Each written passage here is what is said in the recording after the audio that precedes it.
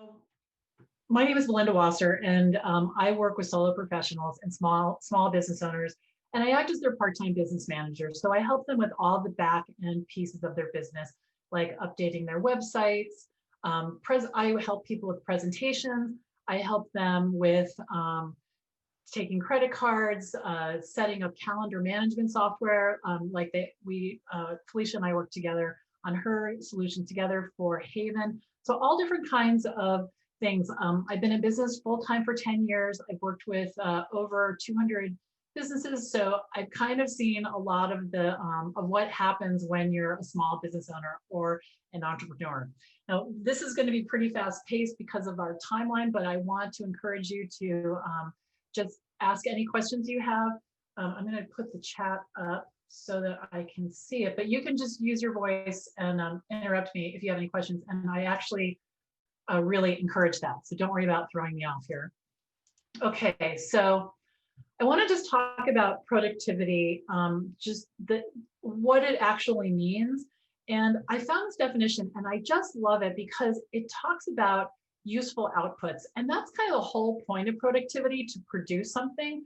And the way that I'll start my day, often, even on the weekends, and this is what probably makes me a geek, a real big geek, but I think about what do I want to have at the end of the day? I always start with that in mind. I mean, even on the weekends, I think, okay, these are the 4 things that at the end of the day, I'd like to have done. And I prioritize them because I'm always a little bit overly excited about what I think I can get done. And inevitably, something happens, and so I want to make sure that I'm prioritizing.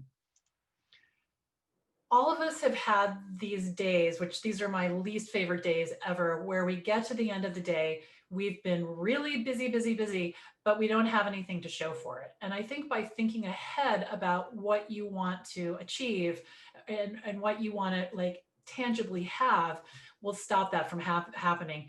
And frequently during my day, I've built the muscle up. It really does take a muscle, but I used to catch myself often, especially when I first started working on my own, not paying attention to what I was doing. Before you know it, I'm like, all the way into the Jack Rogers shoe sale and not realizing that I'm not being productive.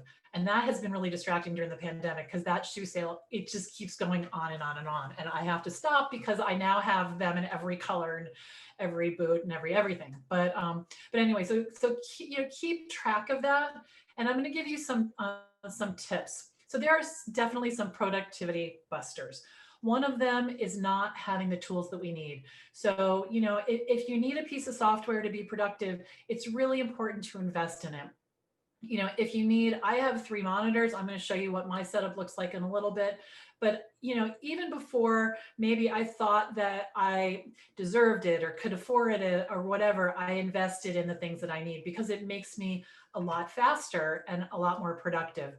We also don't want to share our tools. So for example, right here is all my favorite pens right here. They're not in the kitchen. Nobody would ever touch anything on my desk and live to tell about it, and they all know that.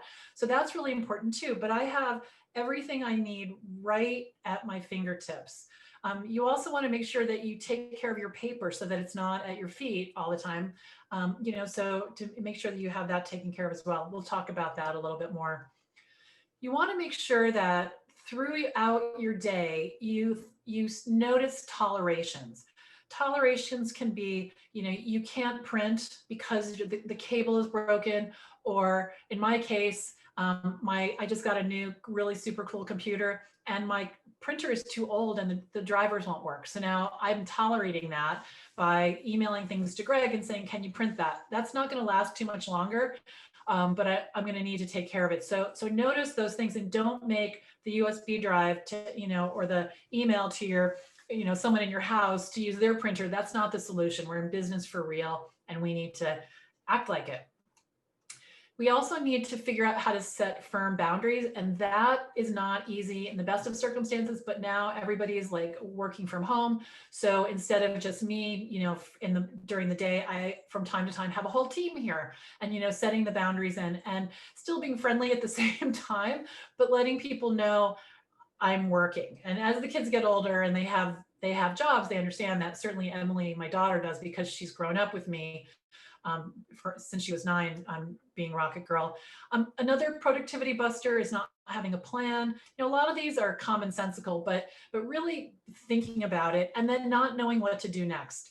And I got really good at knowing what to do next when Emily was a baby, because she was in daycare for 15 hours and I had 15 hours to get stuff done. And I didn't have time to sit down and think, well, what should I do next? What would be a fun thing to do? What would be a productive thing to do? I just needed to get into it and do my thinking and deciding separate from the moment of when the work got done.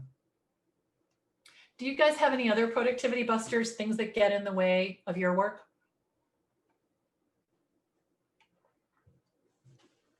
Okay, so interruptions. Yes, interruptions, Felicia says. Definitely. Phone calls I didn't expect. Well, no, Christine, there's something is interesting about that. I'm glad you brought it up, is that I don't always answer my phone. I will have clients call me and I'm in the middle of something, and while they are important, I just literally look at my phone and go, yeah, no. So and sometimes you have to, but sometimes I just can't. I have a deadline, or I have something, or I'm deep into something, and I know that it's going to throw it off. But what's interesting? I feel like we have gotten to a place where nobody just picks up the phone anymore. And so, usually like I'm texting somebody to say, is now a good time to talk if it's not a previously scheduled meeting. So when the phone actually rings, I realized I have this feeling like, oh, it must be important. And it's not always, but no. Yeah, it's funny because Greg's mother, it's a long story, but you can't always get Greg, and they have a whole medical thing going on next door. They live next door. And someone said to her, you can just call, if you can't get Greg, call Belinda, which that means you are on fire if you're calling me during the day. Like, really, I'm going to call an ambulance or something. And she just called me in the middle of the day and she's like, hi. I'm like, what? So we had a little check-in on that. I was very polite and nice. And I'm just like, let's just, talk on the weekend, or I'll come over at night. But, I just can't talk about, and I've trained my friends. I've totally trained my friends that and we'll talk about this too, if they call me during the workday, the first question is, hey, are you okay? Because it's like, this is not chit chat time. So we'll talk more about training people. And I am kind of a hard, what about it? But I'm trying to make a living. It's like, if you want the horseback riding lessons, that's so fine. So let's talk about your prom dress, at 4 and not at 10. So I've just kind of gotten to be like that. And everybody respects it now, and I don't have any trouble with it. But in the beginning, it was hard. But the key here is to be consistent about the way you run your day. And so we'll talk about that. And even though it's probably counterproductive to think, if I want to speed up, I have to slow down, you really do. You really need to think about what you want your day to look like, and how it's going to go, and how you're going to handle the inevitability of the interruptions, of things coming up. You just never know. I walked into the bedroom the other day during my work day because I needed to change my clothes to get on camera, and the plants had leaked all over the dresser. So now I'm dealing with that. But I put a giant towel under it, put the pot on top of it, made sure nothing was getting damaged, and got back to work and cleaned it up later. So, just gotten good at stuff like that. Anne saying too many tabs open, distractions, emails. That's funny. So I can show you a tool about the tabs, but I have the 3 screens, and I probably, I don't even know. I probably have 40 tabs open. I just think of them, they're like my comfort. Like, I know that they're there when I'm ready.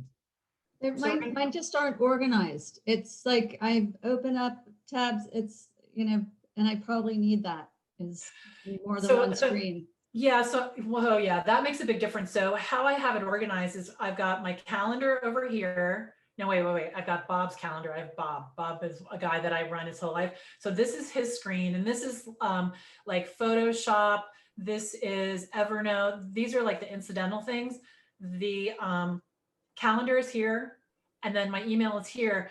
And everything that's here is it's independent, meaning it's my email, it's my time tracker. I don't need to see anything else on this screen at the same time I need to use the screen. All that stuff is here or here. So I'm never fighting with it, you know? So when I'm scheduling a meeting, the calendar's here, the email's here, my notes are over here, and I can look at all of it at the same time. Which is your actual work screen that you're working off of? The one in front of me. Yeah. Yeah, so like if I'm doing a PowerPoint presentation, I'm doing it in front of me just because I get a neck ache.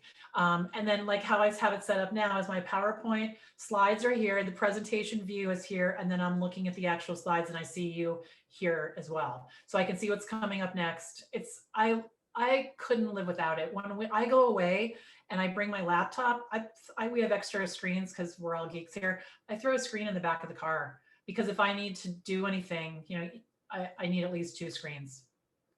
Yeah, it's addicting. And it's not expensive. You know, the screens are like $80, you know, and the thing that holds them is about $100 or less. Because you have to make sure that you have monitors with holes in the back because there's like this clamp. It's not a clamp. It's like it screws into a plate on the back and you have to have the holes in your monitor. Probably all modern monitors do, but I had some old monitors when I went to switch to this and they didn't work. All right, so some of the strategies that work for me, and keep in mind, you know, we sort of bring what we need, and I need a lot of structure for my life to work. I always have, and so that's, you know, that's what I provide it for myself, and then I can provide it for others. So I like routines. I begin work pretty much the same time every day because I think it would be easy to be, you know, checking out something on TV or listening to something and then you look up, it's like, oh my gosh, it's 10 o'clock. So I prioritize to get to my desk pretty much by 9 o'clock every day. I'm sitting here. And I start the day by looking at emails that have come in before I jump into any project. The last thing I do before I leave my desk is to look at the next day and make sure I'm prepared. You know, make sure the slides are ready for this presentation. Make sure, you know, my meeting for 4 o'clock, I have what I need or I block time in order to do that. And I'm going to show you my calendar in a minute. And I block time on my calendar to work on specific projects when I have deadlines. And I'll show you how that works as well. When possible, I work at one task at a time. How I organize my client work is I'll say, all right, I'm going to work on, for me, it's not necessarily a project, but it's a person, you know, and I'll open everything up. When I'm working on my own business, I'll work on one project at a time. So recently I started an Instagram account. And so when I'm setting up, you know, the posts and the content, I do that all at once and I only do that and then I close it down. And sometimes I do get interrupted, but I have learned to say, okay, I'm switching. Like one of my clients is she's an actress and there's something called taking a beat. It's like a heartbeat, you know, take a beat, like take a breath, switch, take another breath, go back so that it doesn't feel so frantic in your head. I have a system to track what I'm working on. I'm going to show you that. And I always know what's next. So I'm not wandering around, you know, trying to figure it out. And then the other thing is, you know, everybody's not full-time. I'm full-time, definitely. And so I just plan to be at my desk. Now, that doesn't mean I can't schedule other things like this, but the easiest way to explain this is if I say I'm going to be on the treadmill 5 times a week, every day is a negotiation. Like, is it today? Today's the day off. Tomorrow's the day off. I never get on the treadmill. So by saying I'm on the treadmill, I'm at my desk Monday through Friday, unless I schedule something else, I'm at my desk. It just kind of, it's all the decisions that creates the discussion in my head that waste time. And so that's how I handle it. All right, this is my big, giant, scary calendar. So I'm just going to decode it for you. This is my last week's calendar. Okay, so what technology is this? This is Google, Gmail, Google. Yeah, really easy. Most of my stuff is it's either, you know, free or affordable. This is free, paid Gmail because I use my RocketGirl Solutions email, so it's $6 a month. Okay, the purple are actual meetings. The yellow are meetings when I have to be on the camera. because there's a different prep, because talking to Diane at 11, I can literally be in my jammies. Today, I have my yoga pants on, but I put a sweater on and brush my hair for you guys. But that preparation needs to happen. The sort of turquoise color is that's work. So those are things I need to do. They don't need to happen at that exact time, but they need to happen that day. So for example, if John, one of my clients, he sends me a newsletter that needs to be prepared on Wednesday. He sends it to me on Friday night, the week before. I do not want to be tripping on that email in my box all the time. So what I do is I put John's email in his folder in Gmail. And then on Wednesday, I'll have a little box right here that says John F. and L, which tells me and reminds me that this is the week that he's publishing. And so, the chickens are here because what happens is I use Acuity to manage my calendar. And if I don't put the chickens there, what was happening is people were getting on my calendar at 4 and then I can't let them out. So I just put it across the board. And then when daylight savings happens or the days get longer, I'll just move it down. But it's important, it's a priority for me to let the chickens free range for 30 minutes before they go to bed. So it's on my calendar. It also reminds me because I look up and it's dark. I'm like, oh my God, I forgot. Another thing I do because I get into my work a lot is I have Alexa next to me and I sit down and I'll say, set an alarm for, and it's like, if I have a meeting at 1, I set an alarm for 12:57 because 3 minutes is enough for me to get my drink, go to the bathroom and not forget what I'm doing. Because if it's 5 minutes, I'll say, oh yeah, all right. And then I'll look up and it's 12:04 and I'm late for my meeting. So that's a recent trick. And all of these things, I didn't sit down and like design this thing or read a book. It was like, I'm late again. Shoot, what am I gonna do? And so I got Alexa. Okay, so there's a couple of, here's something here. Your main, does my main monitor have a camera? No, well, yes, but it's not built in, and I'm going to show you what that is. I'm going to have to go a little faster if we're going to meet our deadline. So here we go. Here's what my desk looks like. 3 monitors. The camera is not on that monitor for some reason. I don't know why, but I'll show you what it looks like. Very effective. I have a standing desk now, so I don't have my monitor sitting on that computer anymore, but I needed it to get to the right height. So I just slid an old computer in there to get it there. But with the standing desk, I've been able to move it up and down. It's an IKEA desk. It's great. So the point I was making before, have all your supplies next to you. And then these are some of the things that I use that are really helpful in my productivity. So I have this chair right here. It's an Equa chair, really expensive. I've had it 19 years. I have back issues when I don't take care of my back. So that's really critical. I have, my cell phone, I just upgraded all my stuff year end, which is a good time to do that because then you don't have to pay tax on that revenue. But it's important that my phone be up to date. It doesn't have to be the newest phone. I had a 6 for a really long time, but frankly, it just got to be too small and I couldn't see the screen. So I upgraded to the Pro Max. You need a dedicated workspace. I am plugged into the Ethernet to the router because I need a consistent speed with all the video I do. I have a laptop that I call my purse computer. So I bring that with me when I go somewhere. And then this is a 5G hotspot, which is amazing. And so I can have high-speed internet with me all the time. I used to travel a lot more and like I travel 0 now, but like, for example, when I go to pick up Emily from her boyfriend's house on Sunday, if I'm driving, but if Greg were driving, I'd be sitting in the front seat and I'd be answering emails and doing things. And it's worked in the back hills of Kentucky, Virginia, all the way. And it's awesome. And like 5 different, no, I think it's 15 devices can connect to it. And it's something very reasonable, some number I don't remember, like $11 or $15 a month. And you share data, but it's, you're careful. I'm careful about how I use it. The other thing is you want to optimize so Felicia, we're at 28 after. How hard is the stop? Is it hard? What's They keep going. The- yeah, keep going. Okay, so if it's all right with you, I'll keep going. It's all right with me. I just want to respect everybody's time, and the recording will be available. Is that okay, Felicia? Okay, I don't have that many more slides, but I will speed it up a little bit.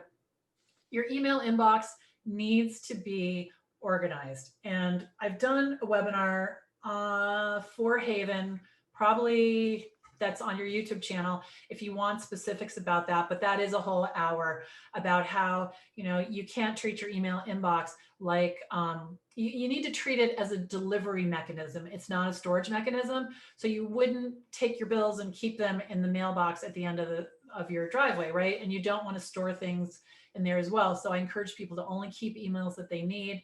My email inbox is really only for things that need action. Everything else I archive. I don't save a lot of emails. If it's been completed, I can always find it because I don't delete them. I just archive them, and I use Gmail. And if your email inbox is a gigantic mess, what you're going to want to do is move everything out of the inbox, keep your inbox clean. Know that you can always search that big giant smeary mess folder that you have, but get your inbox clean. And I try to keep mine around 40, 50, you know, as they come in during the day, but I know when it gets over 100 that something's going to be missed. And so I take care of it. Password management. I see people waste a ton of time on this. They've got little pieces of paper or Excel spreadsheets. I really encourage you to invest in this. So how this works is I use LastPass. These others are good as well. When I go to log into my bank, the password is there. It's behind a wall, so I can turn it off so that no one can get my passwords, you know, if I leave my machine. But it's just, I can just slide into anything, no problem. It takes a little bit to set up, but it's definitely worth the investment in figuring it out. Digital notes. All of my notes are digital. This is a client, Lynn. I use Evernote. It's free, and you can see here, this is where I keep things that are important. So she's telling me here, change the blog and, you know, she wants me to add a different graphic, work with Mark to get her email signature. So I'm just taking notes. You know, her email issues are on hold. Here's something that my web guy told me about her website and how I'm going to organize it that I'm going to need later. I don't have to go search for that in my inbox. That would be, you know, or even in her folder of emails. So I just take it here, it's searchable. And I have a notebook. How it works is, so here's a notebook, RocketGirl client notes. And then each client has a note. I put the newest information on top, and it's always building. I've done this for years. It works really well. And then once they're done, if we're gonna finish up our work, I put them in past client notes. And you can see here, I'm being a little sloppy. I was showing someone how to use it. And then my, you know, EWC and, you know, other things are separate, but all my client notes are there together. And then I have this notebook right here next to me, and I just recycle it when I'm done. Sometimes you just need to have, you know, someone's giving me their credit card number or their quick note, and I don't want to have Post-its all over the place because it's a mess. Now I do have Post-its in a pile right here. These are my ideas for my business. And what I'll do is I just like throwing them in there. If I put them in the notebook, they'll get lost. And then on Saturday morning, generally, I look through those and see what I need to do. You want to also account for digital file management. There are lots of ways to do that. When you're looking at filing your digital files, think in terms of categories. So at the top level, I have clients, RocketGirl Solutions, and personal. In clients, each client has a folder, and then there are subfolders under that. So if I have clients that are doing webinars, for example, I have lots of clients that do that. It'll be the title of the webinar, and then they'll repeat the webinars over the years, the date, and then in that folder goes the slides, the participant list, the recording, the MP3, you know, everything about that. So think about it in terms of, not all of us are old enough, but many of us are, to remember physical filing cabinets. You know, there was a logic to that, and your hard drive should be the same way. Same thing with RocketGirl Solutions. I've got a folder for my logos, you know, and then my personal, other than my taxes, my bank statements, and Probably one other thing is a mess like everybody else's, you know, it is. And I always say, I'm going to fix that. And, you know, I'll get to it. But the thing is, it's not slowing me down. Not knowing where last year's tax return is, that would be a big problem. Not knowing where Emily's pictures of her 5th grade birthday, that is not a big problem. So again, in the spirit of tolerations, make sure you're taking care of the things that are important. And then use meaningful file names. You know, it used to be you had 8 characters and that was it, and you had to be really creative. But now you can write out exactly what it is and make it, and it's searchable. So make sure that you do that as well. All right, so here's a big thing: managing kids, spouses, pets, laundry, dishes, you know, and other potential disruptions. That is a thing. It's a thing from other people and also for myself, because I live with a group of people who, when they take something out of the linen closet and something else falls on the floor, they may or may not notice that. When Greg cuts his thumb, which he recently did, I knew that because the misotracin was on the cabinet counter and the drawer was open and there was a piece of the Band-Aid wrapper on the floor. So it's easy to get distracted in my house because I like things, and I've let go of a lot, but I like things to be a certain way. So one of the things that I used to do when I worked at corporate, and I had people reporting to me and I needed to get something done, I would close my door and I'd put a Post-it on it. Door will open at 1 o'clock. So, and so the people that I worked with, they'd say, okay, fine, we're just leaving her alone. It's only an hour, it can wait. Or they'd knock on the door knowing that they're interrupting me and that it's appropriate. It's not like a drive-by, you know, they're coming in. So you can do that as well, you know, with your family. And it's not easy, but it's necessary if you're going to get anything done. For me, since March, I'm actually in a bedroom. I always was in a little nook somewhere, so I have a door. So now the signal is, because I'm on video all day now, you know, there's a soft knock, and or I text, you know, can you please bring me some tea? I'm really thirsty. And, you know, there's ways around it. But this isn't easy, but it's necessary. Now, some of the things that I've had to do are really make some decisions about how I handle the day-to-day. And these are things that I do not do. And moving here, when I moved to Connecticut 5 years ago, I don't like doing laundry. And our laundry room is sort of connected to our kitchen, and Emily would bring her laundry up, and it would be there for a couple of days. And Greg would say, why don't you throw a load in? And that's kind of become a joke with us because I'm working, you know, I'm not throwing a load in. I do that at night or in the morning or Saturday. I also, this is not my kitchen, and Greg does all the dishes, so it does not look like this ever because he handles it all day long, thank God. But I don't do the dishes. If I make lunch, the pan stays on the stove unless it's going to be really a disaster to clean later. My dishes go in the sink. It's not time for me to, you know, start organizing the dishes. I don't shop during the day, and this is not my bed, although when I made the slide, my bed looked nothing like that. My bed actually looks a lot like that now. We got a new bed, but I don't make my bed. Now, depending on where you're working, this may or may not work for you. When I lived in an adorable little apartment in Boston, I could see my bed and I could see my kitchen from my desk. I couldn't have it look like this. So I did a lap in the morning. I got everything organized, settled down, and then, you know, got to work. Fortunately or unfortunately, depending on how you look at it, I can't see my bed and, you know, all of that stuff. And again, I mentioned I don't talk on the phone during the day to my friends ever.